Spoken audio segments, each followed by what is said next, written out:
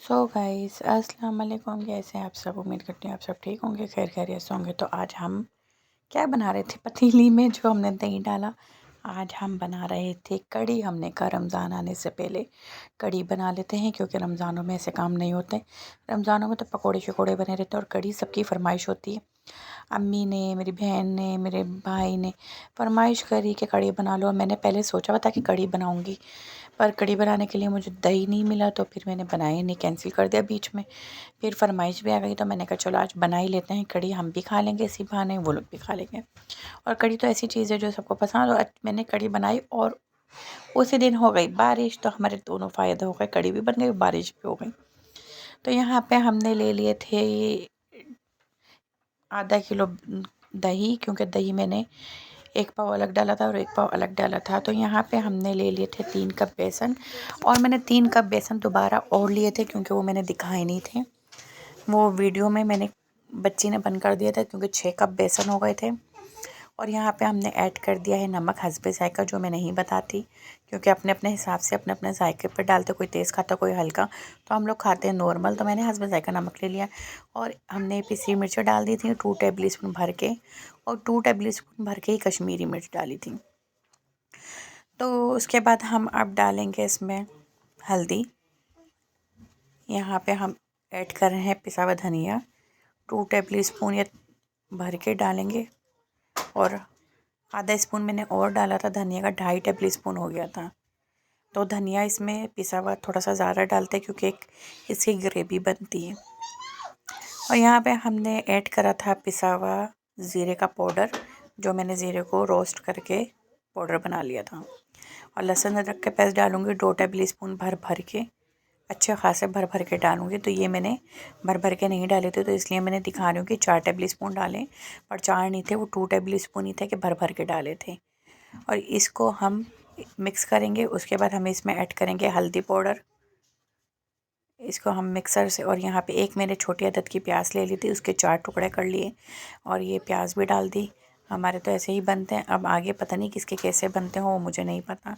कुछ लोग प्याज नहीं डालते हो, पर हमारी अम्मी प्याज डालती थी, तो हमें भी पता है कि प्याज डलती है। तो यहाँ पे मैंने मसाला अच्छे से, इसको उसी पानी अभी नहीं ऐड करा, मसाले को अच्छे से मिक्स कर लिया, दही वही बेसन को, ताकि लम्स ना बने। तो मैं हल्दी पाउडर डालना भूल गई थी, इसलिए मैंने बोल तो दिया था आप लोगों को वॉइस में, पर पहले भूल गई थी। तो यहाँ पे मैंने हल्दी पाउडर ऐड कर दिया। और यहाँ पे मैं बच्चों को चुप करवाई थी, पीछे शोर कर रहे थे।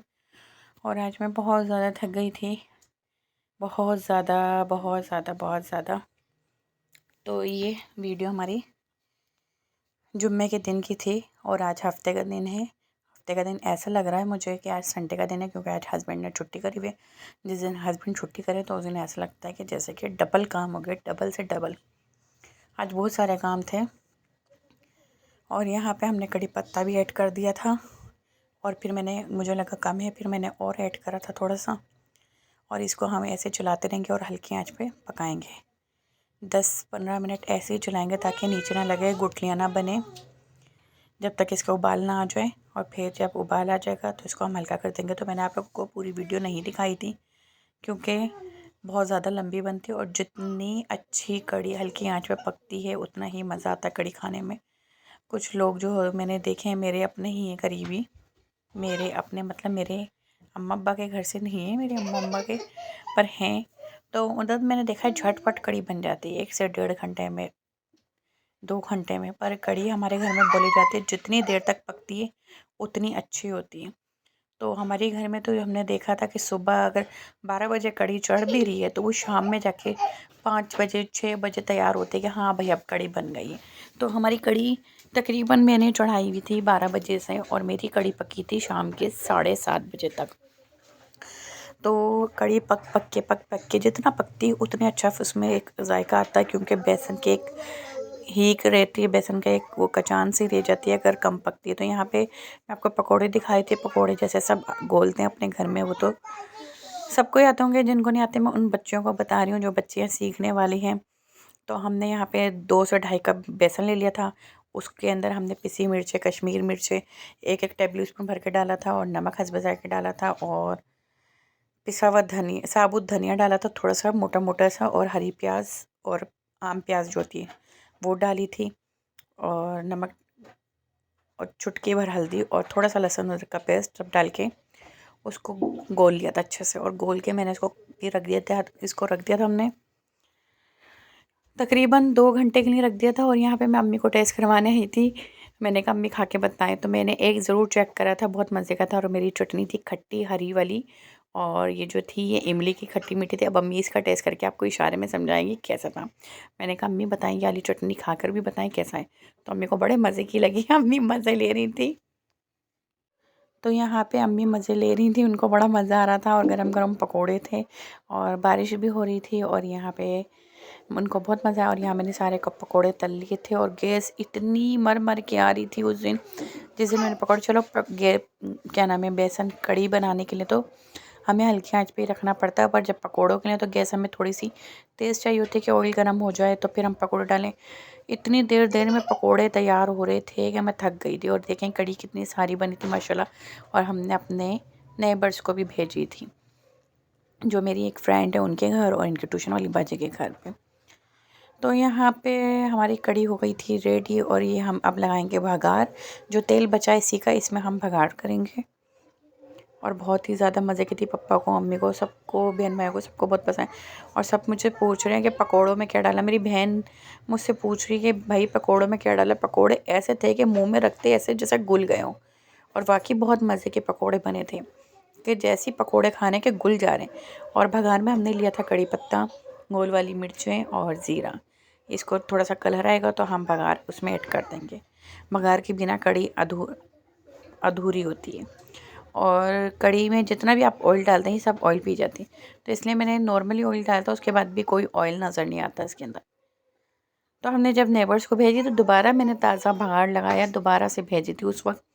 मतलब ताज़ी तो पकी हुई थी पर वो भगाड़ नज़र नहीं आया था, तो फिर मैंने दोबारा से एक दफ़ा और भगाड़ लगा के फिर भेजी थी। तो यहाँ पे आपको शोर की आवाज़ें आ रही होंगी, बच्चे शोर कर रहे हैं, खेल रहे हैं बैठे हुए। तो ये तो बिल्कुल चुप नहीं होने वाले, क्योंकि ये लोग तो चुप होते ही नहीं है।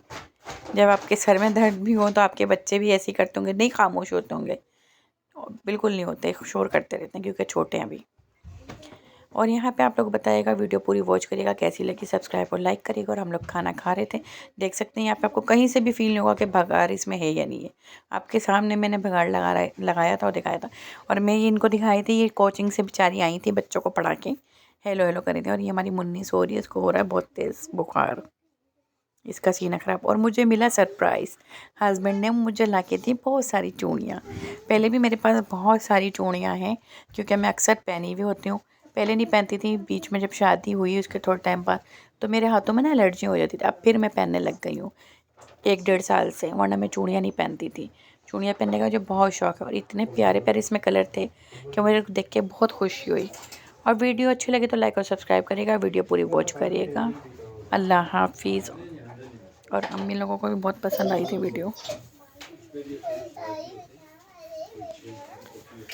और यहाँ पे हमारे घर में कारपेंटर भी आए हुए थे, उनको बुलाया हुआ था क्योंकि कुछ किचन के कैबिनेट ख़राब थे और हमने वो भी बनवाए थे।